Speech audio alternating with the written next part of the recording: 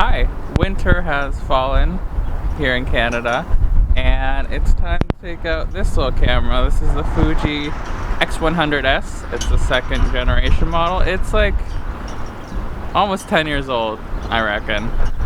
But it's a great little camera, so we're gonna go out and take some pictures and we'll get some sample photos. Let's do it.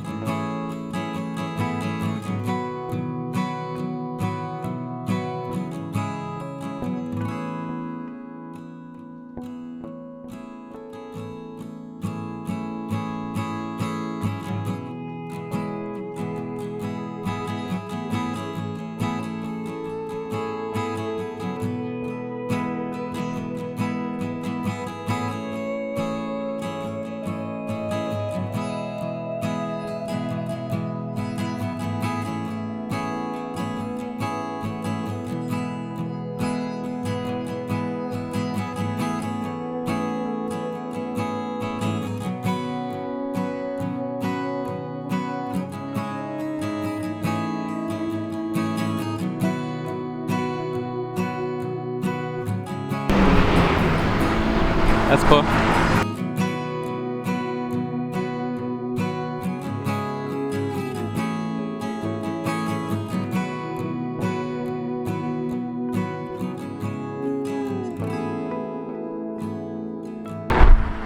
I'm gonna take a little break from pictures and hand it over to my lovely wife over here, Jillian.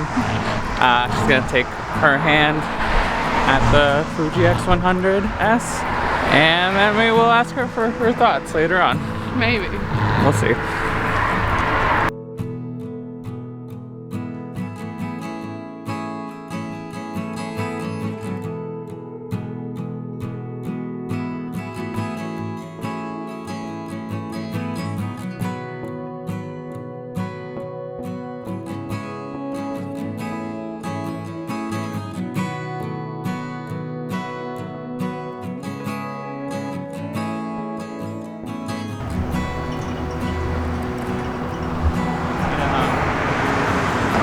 Film photographers always take pictures of neon. Yeah.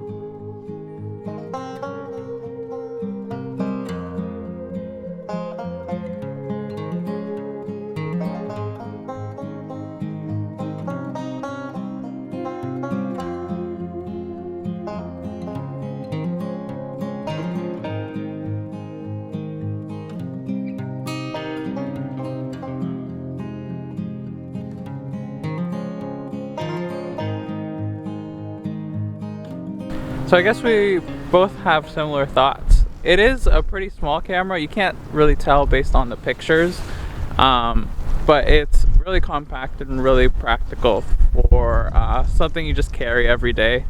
We'll probably get inside and I'll do a more thorough review, but it's a good camera and we'll take some more pictures, test it out.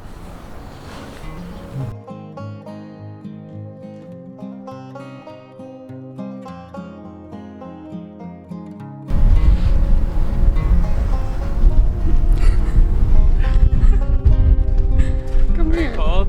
It's really windy now.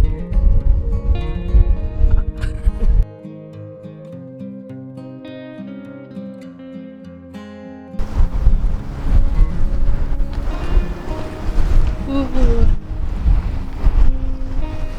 It got real cold real fast.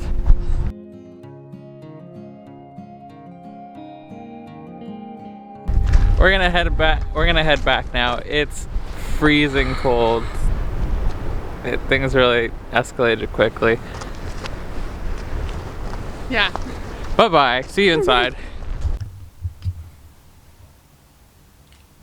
And we're back.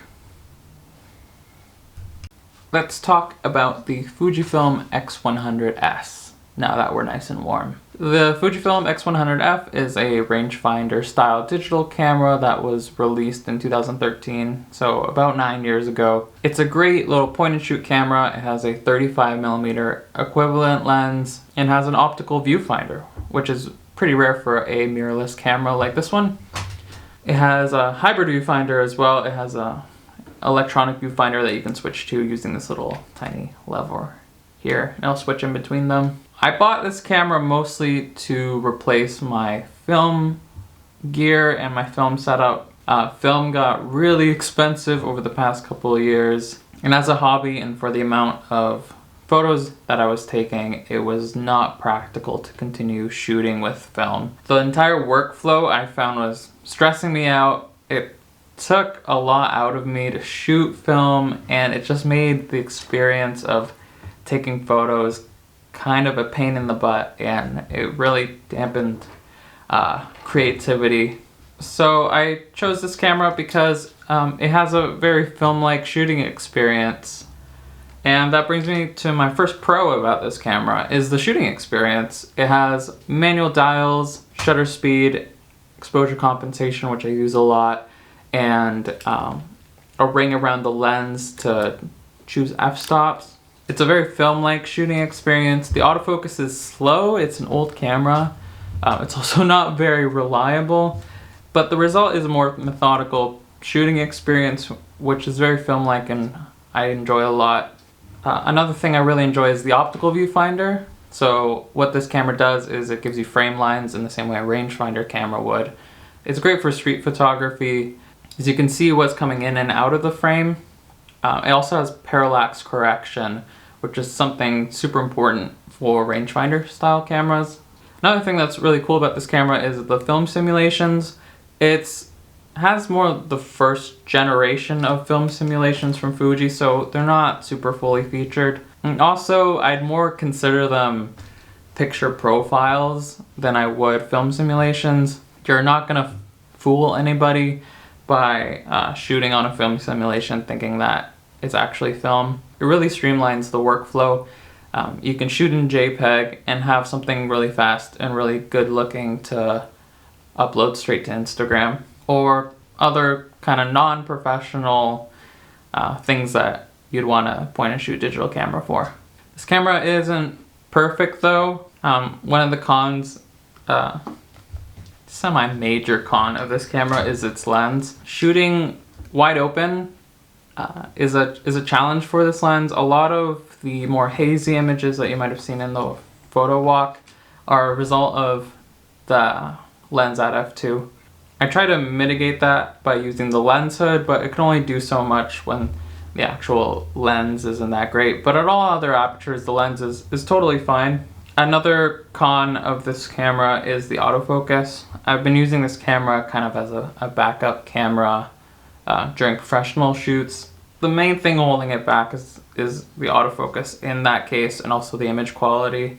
I'm constantly having to switch between the optical viewfinder and the EVF to make sure the focus is correct and in the right spot. So it's not super practical for any kind of professional use, but it's always important to have a backup camera, and I might as well have one that I enjoy the shooting experience on. Another con of this camera is the battery life. I had to buy 2 extra batteries. It lasts for a decent amount of time on the optical viewfinder.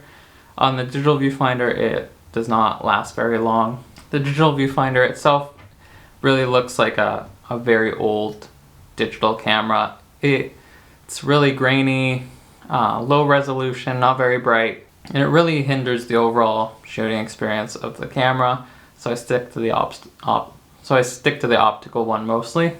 I'd recommend this camera to anybody who wants the film experience, but without all the hassle of it.